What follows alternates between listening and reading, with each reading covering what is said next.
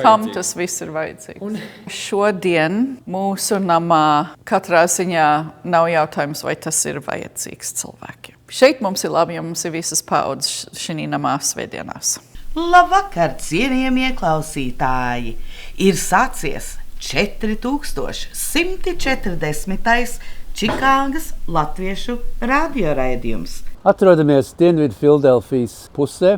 Te stāvam pāri ielai ir Jāņa Sirma māja, kur dibinājās un notika pirmās pārunas Fildelfijas Brīvo Latviešu biedrībai. Kas ir īpaši par Minnesotas latviešiem salīdzināt ar citu pilsētām? Pusi no tām ģimenēm ir tādi jauniebraucēji, kas ir no Latvijas, bet otra pusi ir, mēs esam bijuši tie paši cilvēki, kas ir šeit bijuši 75 gadu. Patiesībā rodas jautājums, vai tas, ka mēs, piemēram, uzcelsim jaunu namu, vai tas piesaistīs vairāk cilvēku? Mēs tam tā neesam noticējuši. Mēs domājam, varbūt vispirms mums ir pašiem šajās pašās telpās jākļūst par centru, kas ir visiem interesants, un tad varbūt ir jārunā tālāk par to.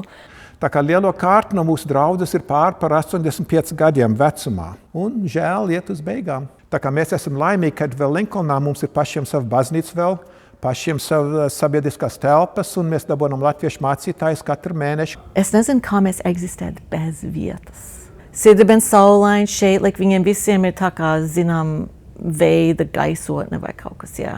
Kad latvieši, kas ir atbraukuši no Latvijas, man ir tāds prieks, ka daudz tie latvieši, kuriem ir bērni, viņi arī ir mieru vest savus bērnus uz latviešu skolu un arī būt par pasniedzējiem. Tā kā mūsu latviešu skolas valodas skolotāji un ģeogrāfijas skolotāji un tā tālāk, kad vienkārši tas līmenis ir tik daudz augstāks.